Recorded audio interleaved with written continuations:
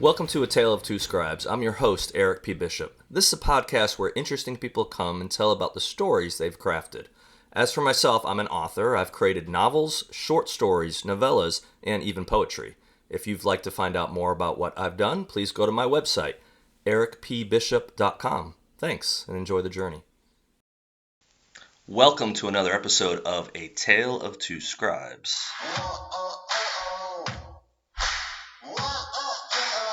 What's going on here? I know what this is. What this tells me is that we have a special episode tonight. Dr. Jason Piccolo from The Protectors, that's the music you're hearing. We're doing a little crossover. The Protectors meets A Tale of Two Scribes. Special episode. Why are we having it? Well, the same week, Jason came out with this, his book, Pivot, which I'm highly encouraging you to get a copy of. I also came out with this, Babylon Will Rise, my fourth book. So, tonight on A Tale of Two Scribes meets The Protectors, we're going to talk about Pivot, we're going to talk about Babylon Will Rise. Hope you enjoy the episode, and I hope you go out and support Dr. Jason Piccolo and get a copy of Pivot. Now, without further ado, let's get this thing started. Welcome to another episode of, guess what? Not just A Tale of Two Scribes. We have The Protectors here. We have a dual episode going on. I told everybody I was done for the year, but Jason decided to come out with this book right here, which we need to talk about. So we're going to And talk. I should start by saying, hey, welcome to the Protectors Podcast. This is a joint episode with Tale of Two Scribes with Eric Bishop. What's going on, brother? I like it. I'm good. I'm good. I just I got my Edinburgh sweatshirt. I was walking down this, who knows what the name of the road was, this cobblestone road with my mom and my cousin, and I was in a sweatshirt, and I got really, really cold, and I don't get cold. So I ducked into a generic tourist shop, and I looked around and said, "Hey, $35 sweatshirt? I don't want to be cold." So I threw that thing on, and it kept me warm. I tell you, that trip looked amazing, man. Well, you got to go to Europe there a couple months before me. You got to go to Germany. Mm-hmm. And then yes, I got to go, and the coolest thing I think really about it, besides just what I was able to see, was my mom had never left the country. I take that back. She'd been to Canada and she had been to the Bahamas, but she had never gone overseas to Europe. So 71 years old, and it was a thank you trip. I paid for it for mom to go. I was like, Mom, you've done a lot for me. I want to take you and do something cool with you. And yeah, just had a blessing with her, and we had a blast. I had her out at the Temple Bar one night in Dublin. I couldn't get her to throw one back, so I made sure I did. But took her on a few experiences. So That is the greatest thing you could do, I think, as a son, is like travel yeah. experiences, you know? Yeah, absolutely. Yeah, just we've had obviously a lot of offline conversations. We both had some interesting things occur in our life in the last couple of years, and the things in life, the things that we accumulate, all the stuff, does it really matter in the end? You don't take it No, with you. nope. No, what matters? The relationships matter, people matter. So to have the time with people that you love, it's good to have a reminder every now and then, especially because I've had a few friends in the last 2, 3 years that have lost their parents, one or both. And so I'm blessed I haven't had to experience that at this point, but I want to try to enjoy those moments I can have with something like this with my mom for sure. So. And you talk about losing people. Like now that I'm in my 50s, like I'm more and more people I've been to high school with and their families, everybody else has been dying. And I'm like, man, I want to experience everything I possibly can. Yep. I've been to what I've been to the United States, Los Estados Unidos, like the Bahamas, like when I was a kid, Right. but Iraq, Kuwait, and Germany. So it's like I don't have this big like, but now I'm like, all I want to do is I want to see the world. I want Yeah. to experience the world. Well, we'll get a few trips under our belts together in the next couple We of got to years. see Shinedown. Got to go to England or Europe or and somewhere to see those guys. Yeah, they're kicking off a tour this year. No, sorry, this year, 2025. We're not there yet. Nothing's announced of when, where. I know they're going to tour. I do know that. I think it's going to be a big one. So yeah, I think if they make it over to Europe, I think we'll have to be we'll have to do some fanboying and go over there and catch a few shows together. It's crazy. I'm always on like Ticketmaster now looking for shows in Europe. And I'm looking like I'm trying to like scour the internet for like cheap flights for anything. I'm like, I just want live music now, man. That's like my thing. Coming out of DC, you should be able to. The other place that's really good for Europe is JFK. Getting Oh flights out yeah. of JFK Mm-hmm. is like 400 or 500 bucks you can find to a lot of different places in Europe. Unfortunately, I'm not close to JFK, so I have to get up there. Um, I I did make a purchase the other day. Fortunately, my son does not watch. Well, my son knows. I was gonna say, fortunately, doesn't know. I did get him a concert tickets he doesn't know yet about. Those are Christmas tickets. But the big one I got the other day was we got tickets to go see AC/DC. Oh, they're awesome, man. Never seen them. So we are going to see them in Nashville. I was looking at like Vegas and Chicago and uh Nashville ended up being the spot. Of course, he was like, are we going to be up next to the stage?" I was like, "Dude, you didn't know the prices ahead of time." So you Mm-hmm. had to log in. I was in the queue for like 30 minutes waiting, and finally my turn came up. And first thing I did was click down like floor near the stage. 750, I think, was the Holy cheapest one crap. Yeah. per ticket. And I said, I love my son, but I don't sell that many Mm-hmm. books. No. I don't. It's a lot of books to That's sell. what we're going to talk about today is indie author. But when you talk about shows, man, I saw ACDC in 98 or 99 in San Wow. Diego. What a great show, Yeah. man. For those about to rock. Oh man, and at the cannons. Oh god, you're gonna have a great time. Looking forward to it. I've done some, and I like to kind of do these bigger ones with him. Like we've seen Bon Jovi, we saw U2 at the Sphere, Eagles. Oh man, Garth Brooks. Just yeah, those fun. A bunch of Shinedown shows, and those ones are special because we're not stuck in one seat, which that's kind of the fun part of having that access of you can just go side stage. This is the tickets I have so far for the next year. I have Disturbed, the Sickness 25th anniversary tour in Capital One Arena in DC. Okay, I have Kill Switch Engage, and then I have Metallica M72 World Tour. where are you seeing them? I'm seeing them at the Bank of America Stadium. You know where that's at. I didn't know those tickets were available. Yes, my friend. I got those a long time ago, though. As soon as they came out, boom. Crap.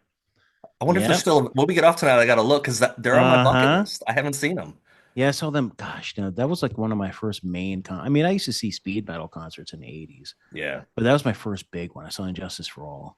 I saw Wow. Injustice for All twice. I saw Black Album twice, and then I saw this M72 tour before. I think I saw them. I saw them with the Orion tour. I saw them with my brother. I've seen them probably about 70 times so Oh, far. okay. You've seen them a whole bunch. Yeah, they're incredible, brother. Yeah. Yeah. I was So I gonna go haven't been see. anywhere but Iraq, Kuwait, and Germany, but I have seen some good shows, You have man. seen some good shows. Yeah. Well, again, the great thing about your take in life and the way you're looking at things happening in life right now is that you know what? It's never too late to start going out and exploring. Hmm. You've got global entry. We Global talked about entry is where that. it's at, brother. That's the thing for international travel. So it was funny. I used mine for the first time a week ago Sunday, and I got up to the in Charlotte. I got up to the kiosk, and I thought you'd have to show your ID. So I'm like fumbling around my wallet, to grab my ID, and the worker was not the nicest person. Hey, what are you doing? I'm like, I'm getting my global entry ID. He goes, go up to the little monitor and put your face. That's all you Hmm. need. I'm like, oh, okay. I had no idea. So I did that. I walked over. I almost walked by the guy with the passports. He was like, hey. I was like, yeah. He goes, I need a passport. Oh, sorry. Hand the passport. Done. 30 Hmm. seconds from when I walked like into the room. My mom didn't have global entry, and she told me, use your global entry. She went with the commoners, and I think it took her 25 minutes to get through to get through customs and everything. So much different experience. I waited for her. I waited. She said leave, and I'm like, because she was actually flying on to Connecticut. I was just going. I said, no, I'm going to get your bag and wait here. I'm not going to leave you. So, which then was a cool thing that happened is I was waiting there in the international terminal or baggage return, and someone calls my name, comes up to me, shakes my hand, says, "I love your books." No clue who this person was. No idea. And introduced himself. He said, "I saw you in London get ready to board the plane, and I wasn't able to go over and say hi." And I'm like, that was the first time outside of like local family, friends where I live that someone actually called me out where I don't live. I live an hour from Charlotte. So that was kind of like, okay, I feel a little more legit now, you know? That's What? awesome, man. Watch out, Jack Carr, you know? I mean, Well, talk about indie authoring, man. It's like if anybody I know knows how to market a book, it's you. And now we have Babylon Will Rise, and I've noticed that the reviews are coming up. You're starting to get. I love how you do the pictures with everybody taking pictures of it. yeah, So you are probably one of the best indie marketers I know. Oh, and you're a thank great you. author as well. So I'm excited. I got the Babylon Will Rise as soon as it came out, the Omega Group series, man. You did. I appreciate that. Yeah, thanks. I didn't want to have to be a marketer. I didn't want to have to go down this path, but I wanted books to come out. And I mean, even if you get you get an agent, you get a publisher, guess what? They're not doing all the work for you. You Mm-hmm. have to promote your books. And there are exceptions. There's people that don't do much promotion, sell a lot of books, but that's really the exception of the rule. Like the people that are out there making the bestseller lists and stuff, They're they're hustling. they're They are hustling hustling. hard. Yeah. They're hustling really hard. And they might get some times when they don't have to, because you get about 6 weeks, 2 months after a book is out. The sales typically pretty much not plunge or bottom out, but they go down significantly. So you can kind of lay low and work on your next book or get everything else ready. You don't have to do it 24/7. I'm in the position where since I don't have that big publishing help, for as little as it might be sometimes, it has to be fairly constant. I just have to, and I've also had enough stuff coming out last couple of years that there's always something to kind of bring to people's attention. So the hustle is What do real. you doing? Like about 1,000 words a night, or 400 or 500 words a night, or how do you set yourself up? The truth would be I have no set rules on what I do. I wrote a bunch on the trip. I've written since I've been back from the trip. I've done some editing on something I wrote the last couple nights, but I've not really written anything since Babylon Rise came out. I haven't written on the next book, Supreme Justice, in a few nights. Um, I'm in writing mode now, so when we get done tonight, I'll do writing tonight, and I'll do writing for the next couple months pretty consistently, but I'll almost years ago when the kids were little and I was married, everyone went to bed and I would just that would be my time. My wife at the time went to bed early, got up early. I was a night hawk, slept in a little more. So my writing window where I had no distractions was like 10 o'clock till 12. And that's when I did it. I still gravitate towards that time now, but it's sporadic. Like there's times I'm writing and then there's a month where I might write hardly anything just because I'm trying to format the next book. I'm trying to work on this, that. So yeah, there's no secret formula. I mean, there are people out there that swear you've got to write every day. It's BS. It might work for them, and maybe for them they have to. I can start a chapter, put it down a week later, go right back to where I left off, and Hmm. start writing again. It's just, and I'm not saying it's the best thing in the world, but my brain's able to just go, okay, you're back. Keep that thought going.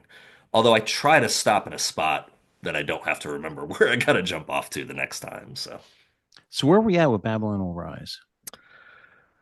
uh, well, it's out in the world. It is available on Amazon, ebook, paperback, hardcover. It's actually out of all the books I've been putting out, and put out the last couple of years. This one, people, the advanced readers are saying that they like this the most. And part of the reason I wanted to talk with you tonight, with talking about Pivot and talking about what you're doing for veterans, is Babylon Will Rise is my first full-length novel that really focuses on military personnel. I never served. I don't pretend to no imposter syndrome going on here that I'm pretending I've done something I haven't. It's all creative stuff going on in my head, but I've had friends that have served. So I've kind of gleaned from them what it's like. I've been around them in cars for hours at a time and just the endless ball busting Hmm. that happens. So I've kind of integrated all that into when I want to tell stories of I think I at least have a good idea of what happens when soldiers are getting ready for a mission or they're out on a mission. I've really enjoyed I love telling these character stories, and for this story, the Omega Group's a six-person group. There's a person in charge of it as well, a seventh member, who's not involved in the day-to-day action. But in this one, I brought in a female character, so the boys meet up with Charlie, And when they first hear who Charlie is, they think it's a dude. Little do they realize it's Charlene. She goes by Charlie, and the feedback I've got from her has been incredible. Incredible enough that I probably want to do something with her in a couple of years. Give her and her group of female office soldiers their give them their due. So I'm excited about it. Now, when you put this all together, like one thing I do want to talk about tonight is indie authoring. Hmm. And yeah, because I indie authored mine. I was going to go the traditional route and try to pitch it, blah, blah. But my goal with the pivot book was I'm like, look, this is my information from 30 years of being in the government on Yeah. how to get hired, how a veteran and a service member can get hired. I could go the traditional route and wait a year, but I don't want to do that. I want to get this information out now Hmm. because to me, that's like 200,000 people leave the service every year. That's potentially 200,000 people that are missing out on the information. Right. Absolutely. I'm not talking about the marketing wise, or I didn't write the book to make a ton of money. I made a book to break even and to get the information out there. Hmm. Because to me, indie authoring is this: I put the information down, I put it together, and then as soon as my manuscript's ready, or as soon as everything's ready, I send it away to some guy I met, some group I met on Fiverr to do the Hmm. inside editing, and then I found someone to do the cover, and then I had to go and upload it to KDP, Amazon KDP, then Barnes and Noble. I had to hire someone to do the cover for that specific thing. But Right. what I like to tell people is like, if you have a book, write it. Yeah. You don't always have to go traditional. No. And you're fairly successful for going this route. Yeah, it again, and I've said this on even recent podcasts. The thing is what do you want out of it? So if you want to be a New York Times bestseller, it's never going to happen going indie. Just not going to No, happen. New no. York Times doesn't acknowledge that you exist, basically, unless it becomes like a 50 Shades of Grey. Something happens to that, and then a bigger publisher picks up something because that Mm-hmm. started basically as kind of like a self-published kind of thing. And that's an anomaly, like a complete anomaly. But generally speaking, if you want New York Times bestseller list, you're going to have to go traditional publishing. I've said this one to other podcasts before. Guess what? New York Times bestseller is not necessarily the most bought book for that week. It might be, Mm-hmm. but it also might be some politics thrown in there. There might be A lot of politics. yeah, there's a Mm-hmm. lot of crap that goes on. Enough that I've learned about it in the last 5, 6 years as I've taken this really serious that sure, would I like to be Eric Bishop, New York Times bestseller? Yeah, I'm not stupid. Of course that sounds great. I'll mark because I can market it. If I never get that though, will I feel like I'm less of an author? No, not at all. Again, when I get those responses from readers, that's who I care about. When people read my book and I Mm-hmm. get a legit review back, or someone sends me a message and says, man, that touched me, or man, that made me excited, or whatever, that's my juice. That's my juice. It's not, does Kirkus Reviews or does this other company that I pay money to say nice Mm-hmm. things about my book? I don't care about that. That's not my thing. And if that means I'm not going to be, embraced by the publishing world, then so be it. I think I will at some point, and it will be because of what I write, and maybe it's because I'll build myself self-publishing wise into something that they take notice, but ultimately, if they take notice, it's because they think they can make money off of me, and that's not Oh a yeah, negative. absolutely. It's No. a business. Mm-hmm. Publishing industry is a business, and it's not a charitable business. It's a for-profit business. Oh, absolutely. So they're bringing on people they think they can make money on. You might make money too, not as much as you think, or more than you think. You never know. But you've got to look at it, and that's the lens that changed with me in the last 3 or 4 years, especially of realizing, okay, this is actually a business. So I want to tell stories, but once I start going down the indie route, I have to look at it from a business. Like what I did Mm-hmm. marketing for the Body Man, even though it was a small publisher, I did a lot of marketing myself as well. I don't do the same things now because I look at it like, okay, what's my bang for my buck? Am I pissing money away on this little thing that's not going to get me sales? And that's just experience. You just learn how to do it basically. And sometimes you fail. Sometimes, you do an ad and the ad falls flat. And again, it's you kind of just have to roll with it. And ultimately, you have to tell a good story. But then you got to figure out how to market it. You're in that Mm-hmm. mix right now, and I know yours is nonfiction, so it does sometimes not always cross over identical, but it's the same concept. You don't put a book out because you want to sell two copies.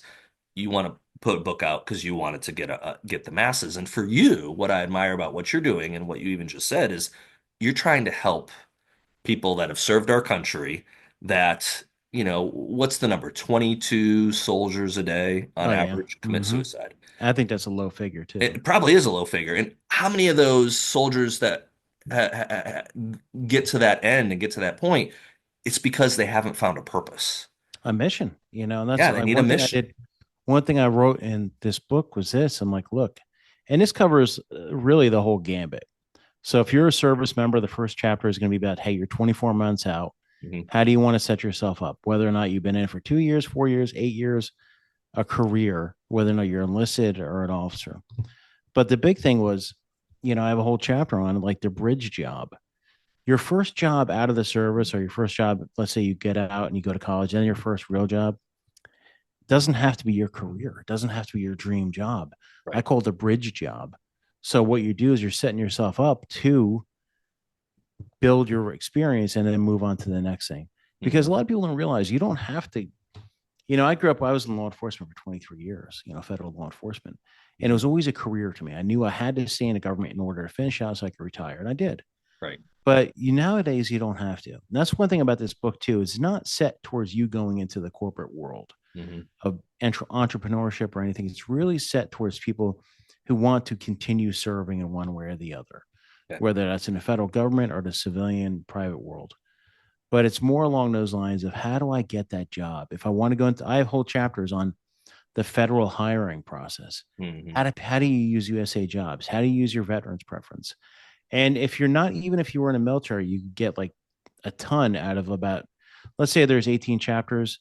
If you were not in the military, you can get a lot out of about 12 of those chapters because it's all about interview prep. It's about Hmm. resume building. It's about what to even wear to an interview.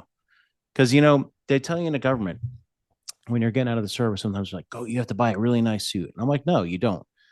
You need to go to TJ Maxx. You need to go somewhere if you need to get a secondhand. You don't need to dress to impress as far as a lot of money. Because Right. remember, you're going into a job, but you don't want to go into debt to get that job. No. And when you get out of the service, a lot of people don't have a ton of money. Hmm. And as a matter of fact, a lot of people leaving this, and I have a whole chapter on debt. A lot of people are leaving the service with some amount of debt, whether it's car payments or whatever. Right. So it's a very realistic look. And I think that's what set this book apart from anything else is because when I did the market research when I was writing this thing, I was like, okay, what kind of job books are out there? Hmm. What kind of how-to books are out there? And they're more geared towards the hiring manager, Yeah. not the individual looking for a job. Hmm. So I said, hey, you know what? If I was a service person, service member, getting out, or even a veteran, what do I need to succeed? Yeah. And so that's why I wrote it, man. I think it's 437 pages of just guts, facts. Have you thought about maybe, especially down the line a little bit further, maybe doing some kind of an online or videos that kind of breaks Mm-hmm. down some of the stuff for everybody? One of my Or as a friends is like, companion to the book or something? yeah, one of my friends is like, do you have TikTok? And I'm like, yeah. And they're like, you know what? So now I'll start doing like probably next week, I'll start doing like little TikTok blurbs about getting hired. Oh, I thought you were going to say TikTok dances. I was going to say, Oh, there you know what? Jason, Come on, what in bro. the world? 51 years old. Now the other thing is I'm going to be giving speeches to military programs because that's Nice. really where this came from. Yeah. I've mentored veterans for years, for over a Mm, decade. So that's kind of where I'm like, I need to put something down. So when I'm talking about these things, I can just be like, here, look, it's all right here. it's right here. Yeah. Yeah. The giving back, I think, is so, again, I think that circles back to some of the stuff we talked about is people are a lot of times it's so easy in life, especially we live in an extremely materialistic world. I mean, a couple hundred years ago, you lived to survive. Now, I Mm-hmm. think a lot of times, and of course, we were just talking about it, traveling, going to concerts. Now we live for comfort. Hey, man, when can I have a filet for dinner? Hey, can I go, to whatever, a nice fancy, people, Experiences. yeah, experiences. And experiences are super important. But if that's all your life is about, and if you're not helping, if you're not giving back, with you wanting to help with veterans, with other people like myself, I try to help as much as I can when it comes to authors, especially indie authors. It's like I don't have any secrets that I won't give out. There's nothing that Mm-hmm. I'm going to hold back and say, I want to sell books. I don't want to tell this to, I don't want to, share this because that might cause someone else to sell books that I could have sold or know my secrets. Everything I learned, I mean, like David Darling was one of those authors that I will praise to the high heavens because David would just be like, "Hey, you got a question, just message me or whatever." We get on, Facebook Messenger or the video version of Facebook. And he would just be like, okay, and he'd actually show me the screen sometimes. Okay, go in there and click that and all that stuff that's like in it. It meant so much to me that someone's willing to spend Hmm. hours to learn something and then in 2 minutes show me what they learned. It's like I have the responsibility to do the same exact thing. What someone, did for me is like show people how it works. And like you were talking about with, just what you can teach veterans and what you can teach in the process, I think there's an exact parallel to people that are trying to get into the publishing world. Don't get in debt. If you can put a book out and go as Hmm. basic as possible, that should be your goal because we both know and we've been doing books in the industry long enough to know that there's a lot of people out there that will promise you the moon. Hmm. Hey, for $2,000 or for $3,000 or for $4,000, I can get you this, this, this, and this. And maybe they can. Maybe they can get that. But if you're having to put that on a credit card because you want Yeah. to achieve your dream, maybe you should work a side job for a couple months and save up and put that and it's a gamble. There's Hmm. definitely be a gamble in there. And also the other thing too that I always tell people is try to get someone, if it's a book marketer out there that's trying to offer their services, try to figure out whether it's posting stuff on social media or whatever, try to find out if someone has used them and get a firsthand account of are they reliable? Do they take your money and not do what they promised? Because I've heard so many stories of Hmm. that over the years where I'm gun shy now. When I get messages from people and says, "Hey man, for 150 bucks I can do such and such for you." I seriously are like, "Okay, do I got 150? Sure, I got 150. Do I want But to give it to this yeah, person? Can I do it myself? Or can I find a way to do it? Or is there an actual value in that?" So you got to be really careful. the book promotion deals, like as soon as I put that on LinkedIn the other day, I'm inundated with people saying, "Hey, have you ever thought about doing this?" And then they want to charge you. Yeah. So that's one thing I would caution if you're going to indie author this any book is it just watch your money. Yeah, absolutely. Watch your money. Like whatever you put into like the when I so with my other book with Unwavering, I initially had a publisher for that one, a small publishing house. And then there they are. I eventually got I'm the blocking your rights. face. That's me, brother. My mom calls it my beefcake photo. But but as soon as I got the rights back to my book, I went through it and because it was horribly edited before. And I really wanted to get it out there. But at the time I was throwing money at this thing and I'm like, I'm Yeah, never gonna get the money back. right. I mean, and nowadays I wish I could go back and rewrite the whole thing because it's Yeah. it's really it's my story, but it's not my story. Hmm. It's just a disjointed book, and I'm not proud of it as much as I'm very proud of this book, Pivot, Hmm. because to me it's like my Unwavering is more self-glamorization of like this is me and this is what I've done, but this Sure. is more of like this is you and this is what you can do. Right. So I I think you're mean, seeing it as a way of giving back and helping others, and that yeah. that changes your philosophy on stuff when you're putting something out there to help someone versus necessarily to help yourself or to inflate your ego or whatever people do stuff Well, for. and that comes down to the marketing aspect of it too. Is like marketing that book is completely different than this one. Yeah. This one, what I'm doing is I've been reaching out to a lot of colleges, and what I'll do is I'll actually go give a speech and talk about it and give them free copies because I want to help out the veteran community. Yeah. Now, what I would love to see in order to make the profit off of it at all is just a corporation that volunteers with veterans to buy Hmm. a handful of copies. Hmm. Buy some copies in order for me to break even with it. Yeah. But overall, I'm very proud because I'm like, I have something that could be worthwhile. Right. And I was a hiring manager for years with the Fed. I was a veteran, so I kind of know where things are going. But yeah, man. So speak to this because I'm ignorant to the process. So you have someone that enlists at 18, and I'm just thinking off the top of my head on this. Someone enlists at 18 years old.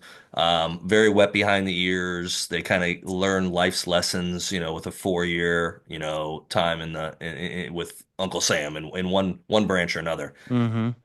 4 years is up. They don't re-enlist for any more. They're in their wind down period, however that works. I know retirement's probably I know how it works for retirement from some friends that have gotten out recently, but you're done after 4 years. Okay, tell me what happens. What does the military do to Joe Blow here that just got out after 4 years? Well, you're supposed to have the transition assistance programs. You're supposed to Okay, get like a little training, a little resume prep and stuff. But really, essentially, you're given a little bit, like really just a little snapshot of what you need to get out, and then you're out. You're in a hmm, world. You're boom. There's no more paycheck every month. There's right. there's really nothing. I mean, yeah, you can collect unemployment for 6 months or so, but Okay, you're really out in the world. I mean, it's like, hey, you know what? Uncle Sam said, thank you for your service. Boom. I mean, yeah, you probably have some college fund if you want to go to college, but not everybody's, going to go to college. right. And even if you do go to college, you're still going to need a job. Yeah. So, I mean, and like I was saying before, a lot of people are saddled with debt. So you got to think about those kind of circumstances too. Yeah, one of my buddies was based up in Campbell, and I went up several times to his house, and I was asking questions. I was trying to figure out how things work, and so we came out of the base one time, and he just said, and I can't remember now the name of the main boulevard there outside Campbell, but let me just take you down, and you can see what's here. And you're going by strip clubs, car Mm-hmm. dealerships, all the stuff. And it's Payday like loans. yes, payday loans. And this is what the privates are there, and they have people that are willing to take that meager paycheck they have and Mm-hmm. start using it for something. And of course, you get a deployment or, a lot of people here in the last 20 years were in active duty for war and maybe they Yeah. re-enlisted. So they might have got a 10, 20, $40,000. You know how many people go out and buy cars with those bonuses? Yep. They're not buying land. Mm-hmm. They're not buying No. 40 acres in Montana, for somewhere to go when they get done. They're typically, maybe they're married and they have, try Mm-hmm. to buy a house for their family or whatever. Yeah, it's wild what happens. Oh, Absolutely. it's nuts, man. So let's get back to your book, brother. I mean, you're into the military, the thriller genre. Hmm. And you mentioned before, but some authors are like, hey, you know what? I'm not going to help you out. But I've noticed our crew of people around us, even the New York Times bestselling authors that we know, will always help out because I look at it this way. Your book's 300 something pages. Hmm. Normal people, when they get into these books, they knock them out pretty quick and then they're on to the next. Yeah. It's almost like you're in that YouTube generation, a social media generation where you need. Right. So when it comes to competition, unless you're rolling into like the New York Times bestselling authorship, like you're a Mark Rainey or something like that, they are very helpful because their books are selling, but then they have 6 months till their next book comes out. Hmm. So someone will knock their book out in a week, and then they need more. Yeah.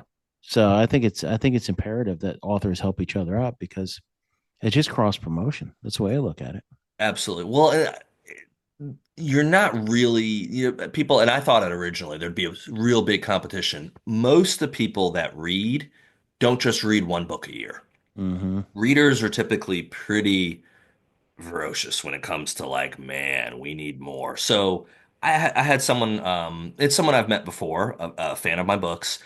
He texted me, was it last night or Saturday night? I can't remember now. Last 2 nights he texted me, started the book that day and finished it. And not something he normally does. But again, because it's, 330 pages or whatever Babylon Mm-hmm. Will Rise is, it's a short amount. It's a fast, my chapters are pretty short. And it was intentionally done that way. I don't want people to stop reading. I want to go to the next chapter and be like, oh, Charlie did what? Or, oh, man, what did the jackal say this time? It's something Mm-hmm. probably stupid. So yeah, so that though of having the fact of having a quick read, so they're done with my book. Well, I don't want someone to just buy Babylon Will Rise and go, "Oh, I'm done. I'm good for a while." No, they're gonna go read whatever. So Yeah. whether it's Mark Graney or Jack Carr or Andrews and Wilson or Don Bentley, any of these guys, and most of those are all really veteran authors. They know there's no competition there, and they know there's no competition coming from me because I don't have the big five behind me that's helping to publish or push. It's me doing it and hiring people and stuff. So yeah, but always been super supportive. Kyle Mills put something really nice out the other day. Brad Meltzer, who's not on Twitter really anymore, he went on Blue Sky and Instagram, and he had kind words to say. So yeah, the community's always been super supportive, and it's humbling. It's humbling to know that some of your favorite authors are out there saying kind things about, the fact that you're putting a book out as well. And yeah, it's not a competition to them. They have their books come out and their readers are much bigger readership than I have, that are gonna pick up their books. And hey, yeah, maybe some of their readers will be like, I got time. What's Babylon Rise look like? Who is the Omega Group and who's this Charlie girl who's gonna kind of Hmm. jack around these guys a little bit and put them in their place, basically. So I think the best compliment I got was actually Ama Adair. Ama basically said, again, someone who spent a career serving in the Navy, and she's like, I liked Charlie. I liked what you did with the female character. I liked the counterbalance to the boys. And getting that compliment from her was kind of like, okay, I guess I did do it. I thought I did it because I enjoyed the story and I'm my first critic and my first fan. But what does someone that's lived that world think of what Hmm. I've done with it? So it's always great to get that feedback. Yeah, she's great, man. I'm glad she's getting into screenwriting now too. Yeah. We need solid screen like scripts out there, brother. I'm telling you, man. I love the Lioness show. Hmm. Landman's not bad. I really dig Jackal. I don't know if you saw that one, I have the new not seen that show. one. Oh, it's No. good, man. I think it's pretty good. Yeah, I'll man, I have to think it's add it good. to my list. My TV's been fairly minimal because Mm-hmm. I just have too much crap to do. What The Diplomat's my kind of like Oh, okay. that's my juice every now and then. I'm only like 3 episodes into. I'm also savoring it because I think I found it by chance one night, months and months and months ago, maybe earlier this year or whatever. Now I'm gonna have And I to think I watch that. binged it in like Thanks. 7 nights or whatever. And so I had to wait like 6 8 months for it. So now I said, okay, you can watch one episode a week. That's kind of like your Mm. dessert after you did your job. So Well, yeah, we need good screenwriters for sure. I am on a Miami Vice binge now, like the Really, original. I'm the on old season one. school one, I'm on season one, episode 10 right now. Don Johnson, baby. Because I could write while I watch because I don't have to think about it. See, I can't. So that's one way we're different. If I have the Mm-hmm. television on, I'm watching the television and I'm not looking at my laptop. Now, Okay. music motivates me. I can get some, Yeah. depending on what I'm writing, it depends on what I want to listen to. And sometimes it's just silence. Sometimes I just like silence. But that's one thing. And I was going to ask you about that when it comes to writing, because I can write. I finished a chapter. I started a chapter on the paddy wagon on my way down to Blarney Castle, and I finished that chapter over the Atlantic last Sunday. So I don't care where I am, as long as and I'll put in noise canceling earbuds or whatever. If I block out annoying people making noise, I can write anywhere. So how about you? Well, Where's to your me, favorite? mostly everything I write is nonfiction. So I Hmm. really just need facts. Just Like facts. Okay. I write a ton of op-eds now. I write two or three a week. Um, so I really just need facts. As long as I have the facts, I could write. And a lot of times when I'm writing that, I need something in the background, like noise. Okay. So you do need some So noise. that's why I need like the TV or something because I need my mind is not, I can't just have silence. There's no Okay. way. Even with music. And music to me is like, I love music so much that I want to enjoy the music. So So it's I a wouldn't, I distraction can't, if you're trying to yeah, write. it's, I can't like just write because I want to like, I'm always listening to the lyrics and everything else and relating it to my life. Hmm. Let's jump back to Pivot for a second. I had a question, I had a thought pop through when you were mentioning earlier about USA jobs and stuff.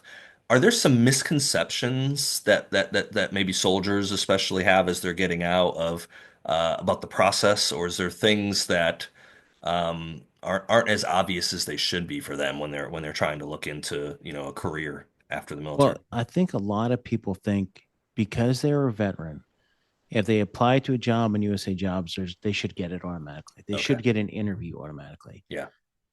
But I've learned that you need to do the cover letters. You need to have the resume tailored for that job. Because let's say there's one job opening and they have three positions, they get 1,000 resumes. What is going to set yours apart? Hmm. And that is a lot of the advice I give to people. I'm like, when you look at these jobs, your resume needs to marry up to that job Okay. because the resume goes to an HR person first, and the HR Hmm. person may know nothing about these jobs. All they know is keywords. Yep. Well, they're going to look at the job description. They're going to look at the key points that the government wants to hire for, and then they're going to look at the resume. And if you don't marry up to that, or whatever their algorithm they use, if they're going to data mine it, Hmm. if it doesn't marry up, you're not going to get to the next step, which is the certification list. Okay. The certification list goes to the hiring manager and the hiring officials, and then they pick who they want to interview.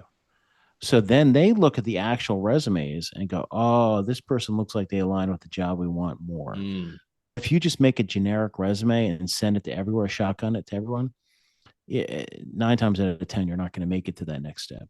okay. So there's a parallel to that too. I know we're jumping back and forth, but I think it's important to talk because we're talking about the world of fiction and nonfiction, really. Nonfiction in the sense Yeah. of jobs, and then fiction in the sense of writing novels. Same thing happens when people are trying to get agents, is it's very easy for people to write one cover letter, one letter for, Mm-hmm. an agent, a submission letter. And then where do you think that letter is going to go if it's generic? It's going to go to what they call the slush pile. It's just going to Yeah. sit there. And an intern might look at it, and if it doesn't seem like it's tailored to that particular agent, if you don't have specific things in that letter that kind of indicate maybe who that agent's clients are or what other books they've sold, you're behind the curve. And I mean, I don't know the number of how many query letters I sent from Mm-hmm. 2015, 16 up until 2020, but it wasn't a small number. And No. that's the thing, is it's a numbers game. And probably same thing obviously too for veterans that are looking for jobs. It's like you can see that one job you want. That's good. Pursue that Mm-hmm. job. But you probably want to broaden your scope and apply to more than one job, just like you want to go to more than one agent, because the chance of that one being interested in you and going to the next step is not super high for the most part. Well, with agents, a lot of it comes down to networking. You still have to do networking in the federal government. Right. You need to get your name out there. Yeah. And a lot of times, once you get past the interview and stuff, they're going to call around and see anybody they know that Yeah. knows you. Yep. They're going to try to vouch. You need to have people that are going to vouch for you. Yeah. My buddy that retired a couple years ago, and this was, man, many years back now, probably 15 years ago. I think when he was first joining up with SF, he called me one day and he's like, "Hey, I need some information." And so I'm giving this information. I was like, "What's this for?" He goes, "You might hear from the FBI." And I'm like, Mm-hmm. "The hell did you do?" He goes, "No, nothing." He goes, "I got to get security clearance for my job." And I'm like, "Oh, okay. That's." I said, "So don't throw you under the bus." He's like, dude. Don't tell the Tijuana story to that guy. Okay, good. Check. Got that one. So, no, kidding. No, I'm jumping all over the place and probably wrap this up pretty soon. But now, did you go to Ingram Sparks or do the Barnes and Noble route too, or are you strictly on Amazon right now? No, I did Ingram Spark, so I don't like Ingram Spark particularly, but this book it went smooth. I've had, was it Ransom Daughter last fall? Ingram Spark was a nightmare. Just so many, like, cover kept getting kicked off, and it was Mm-hmm. totally with their specs. And I went back and forth with the guy that Todd Wilkins was helping me do the cover. Went back and forth with Todd, like, man, they keep kicking it out, and this is the reason they're giving. Well, the reason is it's not in the specs; it's in the specs, and so. I was always crossed my finger with Ingram Spark. The reason I didn't go with Barnes and Noble is because if I set up an account with Barnes and Noble, it only got me Barnes and Noble. Mm-hmm. So I always do Amazon, and Amazon makes up probably 98, 99% of my sales, honestly, for every book. But I like to have it available for people that hate Amazon or don't like Amazon. And Yeah. there's a lot, and they have reason to not like it. It just happens to be a good place to sell books if you're self-published and if you're traditionally published. So Ingram Spark this time was really smooth for me. And Ingram Spark gets you everything else besides Amazon. But and in fact, actually, this time I had it set up a little bit ahead of time, and that's how you can get it. So for authors that are curious, they'll see like an author out there with a pre-order for an ebook. Well, that's the only thing you can do on Amazon. You can't have an Amazon pre-order for your paperback or hardcover. They keep saying they're going to have that ready, but it's not ready yet. It's not available. So how you get a pre-order is you actually do your Ingram Spark setup. And there's other companies that do this as well. That will then get you a pre-order that pushes over to Amazon. That pre-order will also go to Barnes Noble. It'll go to Books A Million. So yeah, so I actually had people, I had screenshots, a month and a half before the book came out, and people said, "Hey, I pre-ordered your book," and I'm like, pre-ordered the paperback. How'd you do that? Oh, that's right. Ingram Spark pushed Hmm. that out. So yeah, so I go that route, and I've definitely had sales already from Barnes and Noble, from Books A Million. I'm starting to see those. I can go to Ingram Spark and I can see my numbers there. So yeah, it's exciting, but I know the majority of my people are going to be going through Amazon, but I don't want to limit it. And eventually we talked about aspirations or publishing and all that. I'm comfortable with the indie world right now. Hmm. Would I go traditional? I have a book in my back burner that I started a couple years ago that I'll go back to in probably a few more years. It's a high level concept that probably would be interested by the publishing world. If I can ever get that one where I want it to and get comfortable, I might play that game of going down the traditional publishing. The problem with that, and for people listening, is I got a book that I believe in that's really good. I go to get an agent. That probably is going to take months. It could take Hmm. longer, but say it takes months. The agent has a publisher that likes it. They send it out. They go it on sub, they call it. They go to 10 different publishers or maybe 8 publishers, whatever. And one of those publishers really likes it. From the time I submitted that book to the agent, before that book is in Jason Piccolo's hands, because I want to sell Jason this book, Yep. um, you're probably looking at 2 to 3 years Yeah. realistically. And to me, that's what's kept me in the indie world now. It's like, man, I'm not done writing Supreme Justice. I can probably still have it out by summer without any problems as long as I stay to my task. If Supreme Justice I was trying to get traditionally published, that thing wouldn't come out till 2027 probably or Hmm. 2026. And so that's part of the reason people are afraid to, commit to sometimes traditional publishing. And there's also reasons they're afraid to commit Well, to look at it this way too. self-publishing. It's like not everybody wants to be a millionaire. And to be a millionaire in the literary world is good luck. But a lot of people have a book. So many people I Right. know, like, yeah, I'm writing a book. Well, how long have you been writing it? Oh, 10 years. Write it, Write the finish book. it, and publish it. Yes. Have it edited, have it looked at, have people write it, but indie publish it, man. It's not it, in order to upload it into Amazon and everything, you're paying minimal amount of money for anything. Yeah. So just if you want the book out there, it's not like it you don't have to think the old school parameters that you have to have a publisher. Correct. Well, a couple quick things. If you think you're going to write a book and be a millionaire, don't. You Mm-hmm. might. You might, but the stats are out there if people want to go look them up. The amount of authors that make not a million, the amount of authors that make $100,000 or more a year, I believe is 1.8% in the United States. So less than 2% of people. And $100,000, while maybe 20 years ago you'd be like, oh, I'm doing pretty good. Mm-hmm. $100,000 in a lot of metropolitan areas right now is you're probably close to the poverty line. I mean, you're lower Yeah. middle class. Your mortgage is $3,500 a month. Well, $100,000, you can't really afford a Mm-hmm. $3,500 mortgage payment. So get that out of your head if you want to be a millionaire. Can you be a millionaire? Yes. The good news is you can. A lot of factors are going to happen, and none of them are luck. Don't believe people when they say luck. Um, Nope. but you're going to have to work really hard. However, just what you said, if your goal is to put a book out there, there's a lot of ways to do it. Do it the best you can. Try if you can afford it, get a good cover designer, get a good editor. Cover design can, and I'll talk I love numbers your here. cover, man. Yeah, I think my cover. My guy's in Serbia. My guy's in Serbia. I So, love it, man. and I like yours. I love the Ah, there it is. simplistic of it. I love the Mm-hmm. patriotism up top. So, I wish the light would agree with me better. Let's get it better. There we You go. know what? I probably should have made the cover not so glossy, but I was like, I yeah, do matte. So I learned my lesson. I mm-hmm. do matte covers all the time, partially for all my goofing Social off media, with yeah. filming stuff. But where I want to go with that real quick is if you want to do a book because I have a corporate job. I plan on still doing a corporate job for a while unless they can me for some reason, whatever. But I try to work hard and I got a great boss.